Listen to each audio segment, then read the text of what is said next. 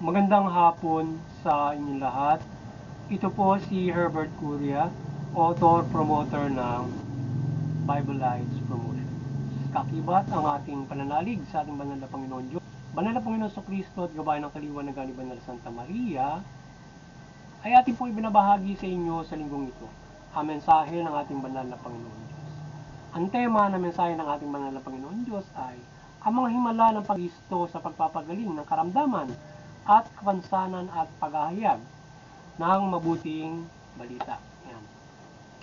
Ngayon po ay ipapaliwanag ko po, babasahin ko po sa inyo ang mensaheng ito mula po doon sa Bagong Tipan o Mabuting Balita ng paghahari po ng ating banal na Panginoon Diyos mula sa Panginoong Hesukristo.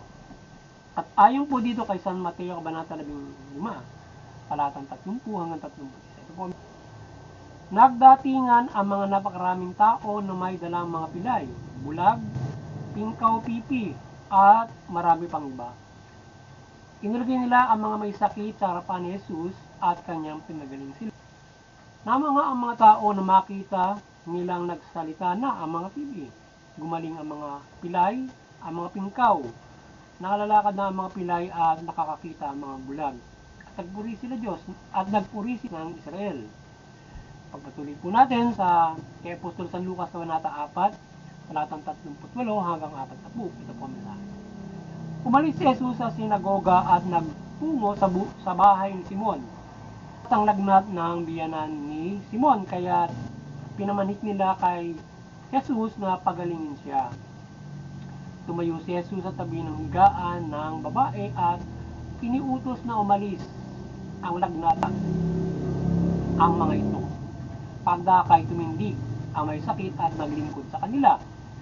Paglubog ng araw, ang lahat ng may sakit, anuman ang karamdaman, ay dinala ng kanilang mga kaibigan. Pinatong niya ang kanyang mga kamay sa bawat isa sa kanila at pinagaling sila. Ipapatuloy po natin sa kay Apostol San Lucas, Kabanata 4, talatang 4 hanggang 44. Nang mag-uumaga, umalis na si Jesus at nagtungo sa isang ilang na puok. Hinahanap niya ang mga tao at ang matagpuan ay pinakiusap magmunang umalis. Subalit, sinabi niya sa kanila, dapat ko ring ipangaral sa ibang mga bayan ang mabuting balita tungkol sa paghahari ng Diyos, sapagkat yan ang lang ng pagkasubo sa akin. At nangaral siya sa mga sinagoga at sa Judea. Ipagpatuloy po natin sa kay Apostol San Juan, Kabanata 14, talatang 12. Ito po ang mensahe. Sinasabi ko sa inyo, ang nananalig sa akin ay makagagawa ng mga ginagawa ko at higit pa rito. Sapagkat paroroon ako sa Ama, at anumang hilingin ninyo sa Ama, sa akin ay gagawin ko. Upang maparangalan ng Ama sa pamamagitan ng Anak, gagawin ko ang anumang hilingin ninyo sa pangalan ko. At ipagpatuloy po natin kay Apostol San Juan, Kabanata 2, talatang 30 hanggang 31. Ito po ang mensahe. Marami pang kababalagang ginawa si Jesus na nasaksihan ng mga alagad, ngunit hindi natala sa aklat na ito. Ang mga natala dito ay ulat upang sumampalataya kayo na si Jesus ang Mesiyas, ang anak ng Diyos, at sa gayoy magkaroon kayo ng buhay sa pamamagitan niya. Muli ay ito ang mensahe at salita ng ating banal na Panginoon Diyos at sa linggong ito, sa pagbabahagi ng Bible Lives Promotions ng Mabuting Balita. Ating pong pasalamatan ng ating banal na Panginoon Diyos, gayon din ng ating Panginoon sa Kristo na Santa Maria at ang Espiritu Santo. Yan. Maraming salamat po sa ating banal na Panginoon Diyos, banal na Panginoon sa Kristo at Espiritu Santo, gayon din sa banal na Santa Maria. Ngayon naman ay ipaliliwanag ko po sa inyo ang mensaheng ito mula po sa tema na ang mga himala ng Panginoon sa Kristo sa pagpapagaling ng karamdaman at kapansanan at paghahayag ng mabuting balita. At ayon po sa ating banal na Panginoon Diyos sa paghahayag ng Panginoon sa Kristo, ay nais niyang maipabatid sa atin ang kanyang ah, ah, taros na pagmamahal sa Tuhan na tayo ay kanyang sa kanyang pagpapatawad sa atin at pagsasakripisyo ng kanyang anak, tayo ay pinalinga niya sa pamamagitan ng pangalaga ng ating kahinaan na tayo ay nagkakaroon ng so tayo inalagaan niya sa pamamagitan ng anak na mapagaling ang ating mga karamdaman. So yan. At tayo ay manalig at tayo magkaroon ng buhay sa pamamagitan ng anak at tayo ay mga karamdaman natin ay mawala. So tayo ng ang Panginoon Kristo ay mangaral at ipaliwanag niya ang mabuting balita na kanyang ipangaral ito. Ang paghahari ng ating banal na Panginoon sa pagbibigay buhay sa atin ay nagpagaling siya ng mga tao, ng mga may sakit at hindi lamang may mga kapansanan na talagang hindi wala nang kagalingan ito kagaya ng bulag, mga pilay, mga pipi, himala na talaga. So gumawa ng sangkatuta ang ating banal na Panginoon Diyos mula Panginoon Kristo, ang kanyang bugtong na anak, gumawa siya ng himala upang mapagaling ang karamdaman ng lahat. So ginabayan niya tayo rito, ganyan tayo kamahal ng banal na Panginoon Diyos. Pinagaling niya yung mga karamdaman, yung mga may kapansanan ng kanyang pinalakad, yung mga pilay, yung mga bulag, nakakita. So ganun ka yung mga mabibigat na sakit no, kagaya ng ketong, yun ay mabigat na sakit na kung saan ay wala pang kagalingan noon, gumawa siya. At hindi ganun ka tinding himala sapagkat kapag nang hawakan niya ura-urada na wala agad yung sakit ng ketong. Hindi mapapagaling pa ng kung ilang panahon, kundi nawala agad. Ganun ka bilis ang pagpapagaling na talagang himala na talagang siya ay ura-uradang gumagaling yung kanya mga pinagagaling na mayroong kapansanan na mabibigat ng mga wala ng lunas. Lalong-lalo na yung simpleng lagnat. Ang inihayag ng mabuting balita na yung simpleng lagnat ng biyanan ni San Pedro, pinagaling niya, yun, nagsilbi agad sa kanya, ano kanyang pinatayo. Pinagaling niya ng karamdaman, no, tayo agad, nagsilbi sa kanya.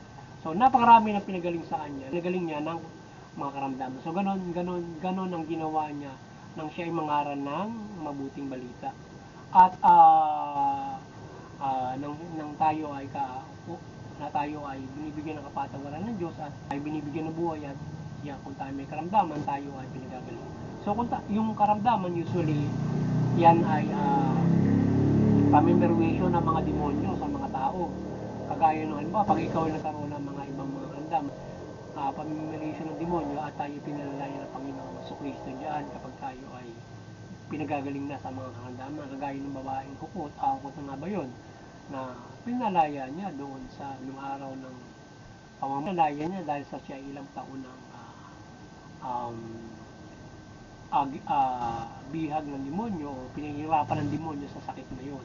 So yan ay pahirap ng demonyo yung mga sakit na yan kapag ikaw ay mayroong pinahihirapan ng demonyo at ang Panginoon Diyos ay ikaw ay pinagagaling. So yan. So yung nagdudulot ng sakit sa atin ay yung pagkakamali natin at paggawa ng kasalanan. Yung mabibigat ng mga pagkakasala. Siyempre yung pagkakasala na tayo ay pinababayaan natin yung ating katawan kaya tayo ay nagkakasakit. At maliban doon ay yung kaya ng bisyo yan. So kaya ka nagkakasakit. Kung pababayaan mo sa katawan mo, pagkain hindi mo basta pagkain. So ilan yung mga pagkakamali natin yan, mabibigat ng mga pagkakasala nagdudulot sa iyo ng mga ikaw ay kaya vulnerable na napapahirapan ng mga demonyo. At iba't iba post na iba naman yung kapag ang Diyos ay hindi usually kasi kapag ikaw ay nagkakasala, ikaw ay yung parang pinarurusahan na ganun. So, iba pa yon. So, usually ikaw ay may sakit, yan ay pagkakamali mo at pag nagkakasala ka at ikaw ay pinahihirapan ng demonyo. So, ngayon, kinakailangan ay sa Panginoon Kristo ay aside from yung noong mga panahon niya ay syempre siya mismo yung nagpagaling mula dito sa Israel. So tayo naman ay ginagabayan ng Diyos talaga ng mga pagpapagaling. So ngayon ay tayo ay manalig ng lubos sa Panginoon Kristo na sabi nga niya mo ang na ginagawa rin niya at higit pa. So kung may pananampalataya tayo sa Panginoon Kristo, so pwede rin tayo makapagpagaling, lalong-lalo na kung tayo ay binigyan ng kapangyarihan o pagpapala na makapagaling man yung pananampalataya natin ay pwede makapagpagaling sa kapwa-tao natin. Dadasal tayo na may pananampalataya para gumaling yung kapwa natin. Maliban doon, tayo sa mga sarili natin, tayo ay magsisi sa ating mga pagkakataon. Tayo ay manalangin, hindi natin mapagkasal at manalangin tayo na magpapagaling ng karamdaman. Kaya tayo nagkakaroon ng sakit, tayo ay yung pagproteksyon ng Diyos sa atin laban sa mga demonyo ay naging lumalayo tayo sa Diyos kapag nagkakasala tayo. So tayo ay napiperwisyo ng demonyo kapag tayo ay mayroong mga sakit.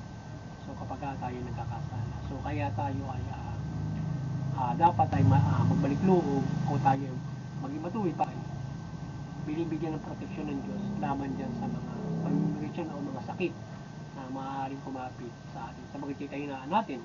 Kaya pwede tayong magdasal sa Panginoon Diyos, hilingin natin na tayo ay makagaling sa karamdaman, huwag tayo malinig, humingi tayo ng kapatawaran. Ganun ang gawin natin.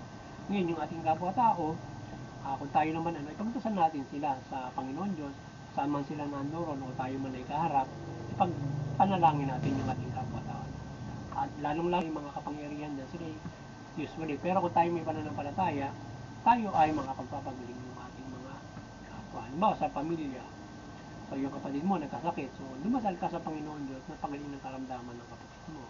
At pwede, at the same time, nakatutulong din yung medisina. So usually, ang medicine ay hindi basta scientific yon na ginawa ng Diyos. Siya ay ginawa rin ng Diyos, pati ang profesyon ng pagiging doktor, para yan ay makatulong sa ng mga tao. Kasi hindi naman lahat nananampalataya sa Panginoon Diyos. So kung ikaw ay sa pamamagitan ng medisina at saka nung mga gamot na ginawa niya ay napapagaling ka. Kasi hindi naman lahat lalapit sa Diyos para palataya, pagalingin ka. Pupunta ka doon sa mayroong kagaya ng Panginoon Kristo, may kapangyarihan para mapagaling ka. Hindi naman yung iba naniniwala doon. So, mayroong medicine para maaari din makatulong sa atin. But sa lahat ay yung medicine at saka yung ating dasal ay pwede nating pagsamahin yan para tayo ay mapagaling. Kasi kung maaaring hindi tayo ganoon yung pananampalataya, makatutulong ang parehas na yan para tayo gumaling sa ating mga karamdaman. Yan. Sapagkat yun ay parehas din na gawa ng Diyos. Yung mga yan at tayo may pananampalataya. Nais din ng Diyos na tayo ay nagbe-medicine na mayroong pananampalataya para tayo lalong gumaling. Hindi lang basta kasi hindi ka masyado yung kumbaga man yung ibinibigay na pagpapagaling noon ay masigit yung mayroong kasama tayo kapag gumamit ka ng medicine or else ikaw ay through faith or mayroong ibang mga may kapangyarihan. So kung gagamit ka ng medicine para magpapagaling, kasamahan mo rin siya ng pananampalataya. Ipagdasal mo yung mga nagpapagaling sa medisina. So ginawa ng Diyos yan para doon sa mga tao na nangangailangan. Kasi hindi naman lahat ng pananampalataya at mayroong ganun kalaki ng pananampalataya para magatay o makapagdimala ka para sa sarili mo, kapwa-tao. So kaya nga may medicine para so yun ay nakatutulong para kasi yung pagpapagaling kasi ayan na usually nalaga doon sa mayroong kagalingan para makapagpagaling. So nakatutulong din ang ating pananampalataya para mapagbigyan tayo ng ating mga Panginoon Diyos. Ayan. Ayan. At so tayo ay so yan, napakaraming kababalagan ng ginawa ng ating Panginoon Kristo para tayo ay gabayan tayo ng Panginoon Diyos sa pamamagitan ng Panginoon Kristo. At hanggang ngayon ay tayo ay yung gabay na yan ay kagaya ng ginawa ng mga apostol o pinagkalooban ng mga pagpagaling ay tayo kanila mapapagaling through the faith na kanilang pananampalataya or even ay a faithful one. So pwede yun na makatulong kanyaan or else mayroon din namang may medicine din naman kung siya para orbon. Kasi yung medicine samahan mo ng pananampalataya, yung iba kasi walang pananampalataya. Pero higit na gagaling ka sa medicine, if you use medicine to heal, lagyan mo ng panalangin para lalo kang gumaling. Sasabayin mo yun ng Panginoon Diyos kapag tayo ay gagamit ng medisina. So, at kung wala tayo yun, kasi hindi naman nananampalataya nga, kung wala tayong makagilap ng mga faith healer o yung talagang mismo nagpapagaling, binigyan ng kapag para dyan, anumang karamdaman mo, pag-iimalan ka na parang Panginoon Kristo, na ikaw bigla na lang gagaling. So yun, at sana ay muli ay nagabayan na naman kayo sa pagbabahagi ng nebulized promotions o ating ng mabuting balita, at kayo ay maliwanagan sa maliwanagan kayo sa inyong pananampalataya o gabay spiritual, at sa pagpapala sa ating ng banal na Panginoon hinggil doon sa ating mga karamdaman, at pangangaral nga ng Panginoon sa Kristo na tayo ay sa pananampalataya natin sa Kanya, ganyan niya tayo pinangangalagaan. At sana patuloy tayong gabayan ng Santa Maria ng kanyang paliwanagan at pagmimilagro sa ating pagbabahagi ng mabuting balita. Yan. At tayo ay tumalima, kayo mahikayat at tumalima mabuting balita. Yung mga existing na mga Kristiyano Katoliko o mga Kristiyano, kayo ay sana ay patuloy na mamintin ang inyong pananampalataya at sa ating pagbabahagi, at yung mga hindi pa nananampalataya, kayo ay manampalataya, at kayo ay makiisa kayo ay maliwanagan at manampalataya kayo sa Panginoon Diyos.